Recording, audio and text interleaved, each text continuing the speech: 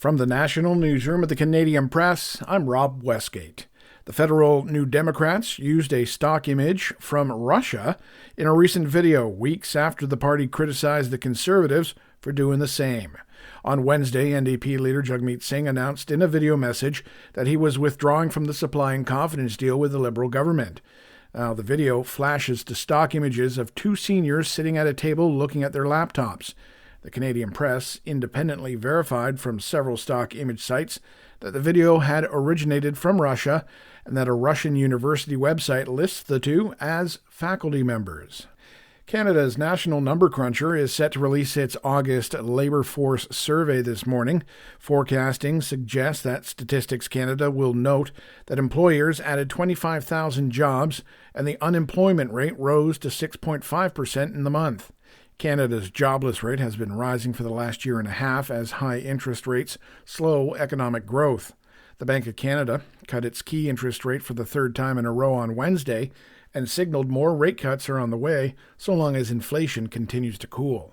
Meanwhile, south of the border, the U.S. government's August employment report is set to be released this morning. The July employment report may not have been a one-off, but it also may have shown the job sector in worse shape than economists believe it is. Experts surveyed by Dow Jones Newswires and the Wall Street Journal are predicting a bounce back of sorts, with 161,000 jobs created in August, up from the 114,000 in July. Daria Albinger, ABC News. A pair of breakaway regulators for accountants in Ontario and Quebec and their national counterpart, CPA Canada, are still working out who takes care of what some 4 months after their unprecedented split. Pamela Steer, the president and CEO of CPA Canada, says their organization is offering a new separate membership to accountants in the departing provinces at $195 per year. CPA Ontario and the Quebec CPA Order say they were not consulted on the move, adding that membership in the national organization or any others is entirely voluntary and not required.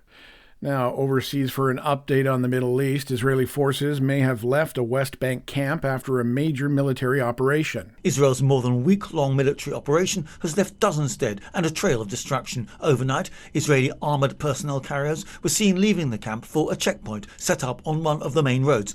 An AP reporter inside the camp saw no evidence of any remaining troops there as dawn broke early Friday morning. Israel's military had no immediate comment, but said there'd be a statement later in the day. It's not clear whether the apparent withdrawal is only temporary to regroup forces. I'm Charles de Ledesma. And finally, the powerful Typhoon Yagi has made landfall on a Chinese holiday island after sweeping south past Hong Kong. This is the Canadian Press. In sports, the Toronto Blue Jays had the day off, but they get right back at it later today in Atlanta, taking on the Braves, who are coming off a 3-1 loss to the Colorado Rockies.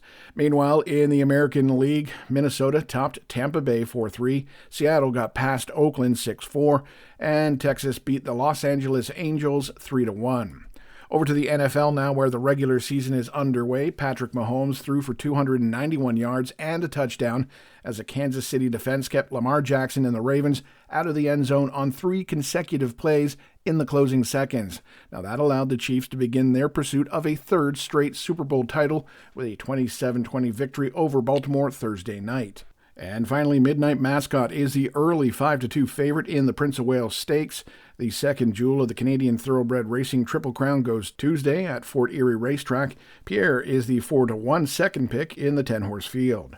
From the Canadian Press, I'm Rob Westgate. Thanks for listening. Don't forget to follow and subscribe.